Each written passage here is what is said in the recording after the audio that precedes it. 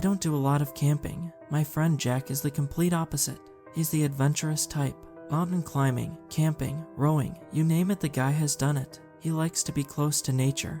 And I don't know anybody who could blame him. It's beautiful when you're out there. I just would rather do anything else than go out into nature. I live a sheltered life.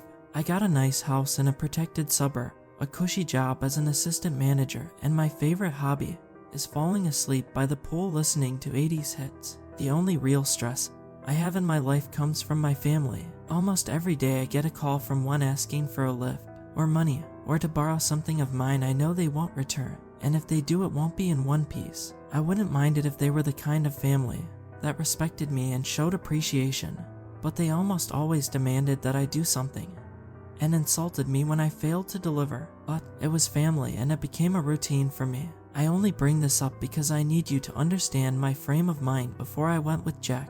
I work with this clunky software, where if you mess anything up, it screws the whole project. It's also slow as hell, so it was already a rough day. When I was at my most frustrated, I received a ping on my phone. It was my family, more specifically my aunt, who was giving me hell for some BS her son did. The incredible mental gymnastics she had to do to end up blaming me was just that, incredible. By the end of the day, I was toasted. My brain was this swirling gray mass of mushroom soup. I was driving home thinking about how I had to go through it again the next day when the blue car phone started ringing.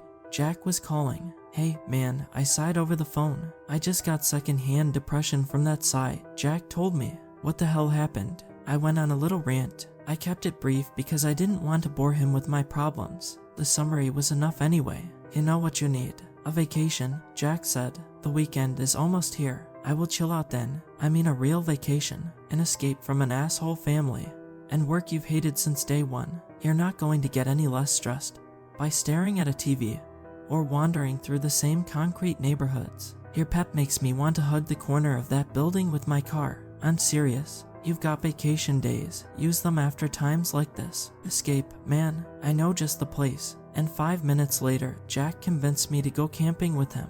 I called my boss to inform him that I was taking a couple of vacation days and set myself up for a 4-day weekend in the forest. Jack, we've been walking for an hour, I told him. How much longer do we have to carry a tent and a small kitchen before we get there? It would go a lot faster if you didn't count every minute, he said over his shoulder. He brushed his long brown hair out of his face. I was glad to see that he was sweating as well. The guy may have been fit, but he was still human. He must have seen my smile or heard my soft chuckle because he looked at me. When our eyes met, he knew what I was smiling about. We both wheezed our little laughs and took a breather. The spot he was talking about didn't seem so special. There were a lot of trees and dead orange leaves, but very few bushes and low-hanging branches. I asked him what was so great about it, but he just told me to help him set up the tent.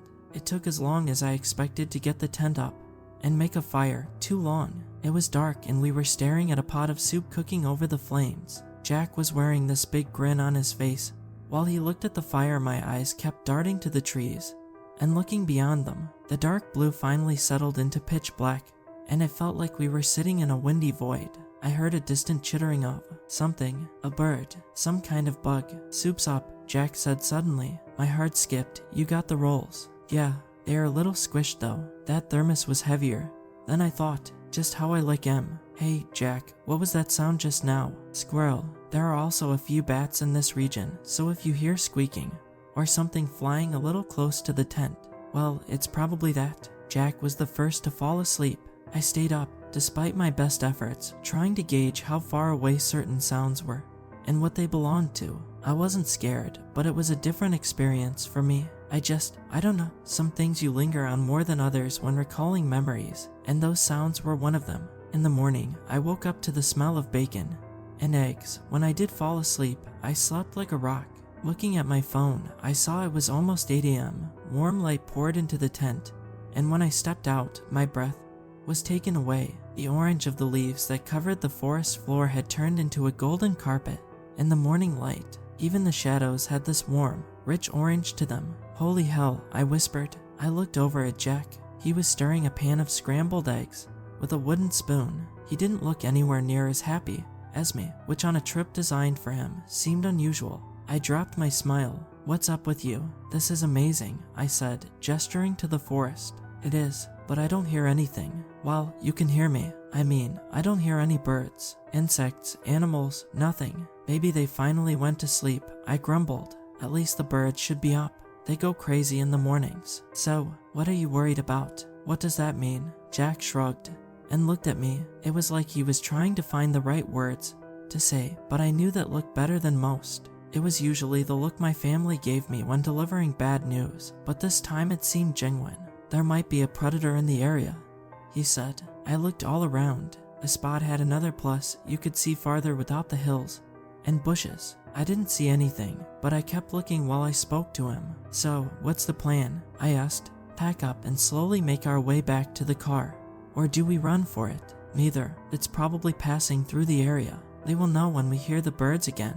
Just keep your eyes open for now and eat your breakfast." I trusted him enough to take what he said as fact. I was also hungry enough to not care too much about a predator in the area, so I enjoyed my food. We ate in silence and just spent our time watching all around. It was only after I had eaten that I noticed how loud the silence really was. I couldn't hear more than a few creaks of bending trees. It was in that silence that my imagination had all the tools it needed to construct all sorts of possibilities. Bears, wolves, maybe a wild cat like a mountain lion. Those things blended in well. I knew that from the posters in the camping store. When your mind is devising a nightmare, your body can sometimes tense up without you knowing it. Mine tensed up in such a way that my breathing got weird. I looked at Jack. He was shaking the canteen, empty. We decided that sticking around was only making the feeling worse, and that we would walk to the river instead. Even with my fear in my heart, or perhaps because of it, I was keen to get the hell out of the area. Whatever it was could rip our tent and stuff to pieces. I didn't care, as long as I wasn't in the sleeping bag that it shredded. I was happy. "Don't we need to filter this water?" I asked, dipping my hand into the ice-cold river. "It's moving mountain water," Jack said. "Isn't much in it that can harm you, and the filter built into the cap will take care of that for you." I was wondering why this bottle you made me buy was so damn expensive, I said. We heard birds and other animals, so we were pretty relaxed again. We were also banking on the idea that the predator would move on by the time we got back. We put a pin in it and just tried to enjoy the morning, discussing the possibility of fishing even though we didn't bring any fishing equipment. I had almost completely settled when I noticed something in the dark waters. It was pale with a cool hue thanks to the water. I didn't know what to make of it at first, cocking my head to the side as if the different angle would help me understand. The object twisted, and it was only when it had completely spread out and floated to the top of the waters that I realized it was a body. What the hell? Jack saw it too. "Did somebody drown?" I asked, the cold feeling filling me. "Is that person?" "I don't know," Jack said, immediately taking action and walking alongside the river after it. I followed close behind him. We sometimes looked at where we stepped, but that didn't stop us from stumbling as we saw the figure twist and turn with the water. There was something wrong with it. The person didn't wear any clothing, and their body was deformed. It drifted close enough to the shore that Jack could reach one of the limbs. With a disgusted face, he grabbed an ankle and quickly pulled it, dragging the corpse onto the shore. He was quick to release it and wipe his hand on his jeans. The two of us looked down at it, mute and disturbed. The body itself was scrawny, but the head was slightly large. The fingers appeared normal at first, but the way they curled in on each other, it was like it had far too many joints. As for the head itself, the eyes were 2 dots, the mouth no more than a slit. Not a single hair on its head either, making the flesh seem even more puffy. "Jack, we need to call somebody," I told him. "This guy has been in the water a long time. His flesh is waterlogged." "Like, just his head?" "No, this guy isn't. I mean, look at his. What? Between his legs." I couldn't see what he was talking about, but when I moved over to where he was standing, I saw something that definitely wasn't on any anatomy poster I saw in the doctor's office. I don't know how to describe, and quite frankly, I don't want to. I studied the face again and tried to comprehend how its nose could be so sunken, or the eyes so small. But when I decided that's just how it looked, I realized what Jack realized. It wasn't human. The black dots that were its eyes seemed fixed on the sky, its small mouth agape and unmoving. It looked sad, and we looked like a pair of fish staring at it. I don't know how many minutes of silence passed before we realized it was just that quiet. There weren't any birds or insects By the time it finally registered, our thoughts were interrupted by the crunch of leaves under a large foot. Turning around, we saw a large brown bear lumbering from the tree line towards the river. I don't think I ever realized how large bears could get. I guess I could only ever compare it to the mooses I saw in the Brother Bear movie, but I've never seen a moose either. It was huge. It had more muscle in one of its limbs than I had in my entire body, a walking, clawed tank, and it was looking right at us. "Okay, easy now," Jack said, speaking half to the bear and half to me. "Don't look it in the eyes. Do exactly as I say, and we will be fine, okay?" I nodded, then realized he couldn't see me nod, so I squeaked a yes. One paw was all it would take to crush me. Could I outrun a bear? Research after the encounter told me no, but it was definitely on my mind. "Back away slowly, don't turn your back on it," Jack said in a calming tone. "Say something, man. Talk to it calmly." "I don't want to speak to it," I said, trying to match his tone. "I'm barely keeping it together. Just keep backing away. You're doing fine. Stand tall. Don't shrivel up now. We're in hot water, not cold." Damn, man. We had backed up a significant distance. The bear itself had slowed down a lot. I tried to keep from looking at it directly, but whenever it looked away, I couldn't help myself. Bears have almost human-like lips. It had them pursed as if sighing, looking up towards the trees across the river. It didn't see us as a threat, and this thought was helping. I fed into it, whispering little things like "it's going to be okay," and nothing to it. "You're doing great." "Yes, you are, man," Jack said. "Now, let's just hang around here for a moment, see if it will leave us alone before we head back to camp." It wasn't something I wanted to do, but Jack took up a spot beside a tree and waited. I did the same, and we continued to watch the bear as it walked over to the pale corpse we found. It sniffed at it like a dog, and with bated breath, we watched as the inevitable happened. The bear leaned down and bit into the side of the creature. We saw the teeth dig into the skin. We saw and Kai blood. It was horrific, but it got so much worse when the creature started to yell and writhe in the bear's maw. It had this broken yell, much like a chirrup or buzzing insect. Its legs kicked out, and its hands flailed, but the bear didn't stop. It placed its paw on the creature's head, pinning it to the ground, and pulled. The flesh snapped like rubber when it was torn apart. The head was completely removed.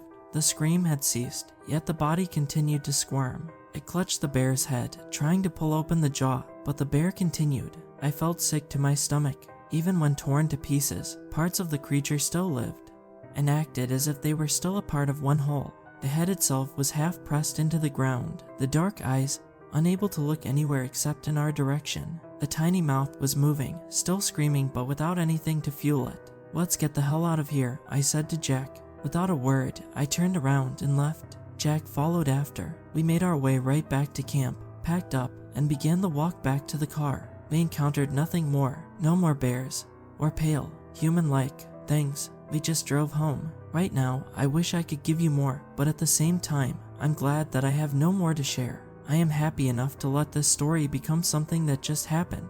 I would be happy if the thoughts going through my mind to be put on paper here were the last thoughts I have of it. Although I know that is never going to happen. The last thing Jack ever said about it was that it could have been a lot worse. It was lucky that we didn't get hurt. Yet, seeing that deathless mauling, it fucked me up for months. My thoughts, my sleep, everything. It's one of those images that are burned into your eyes, so every time you blink see a flash of it. I see its face, I see its hand grabbing and releasing the dirt as if that would save it. I know it's messed with Jack too though. I don't think he's gone camping in a long time. I know I never will, but for him, it's something far more important to change his life like that. Yeah, it's got to him, and after some half-hearted attempts to learn more, we still don't know what we found in the river.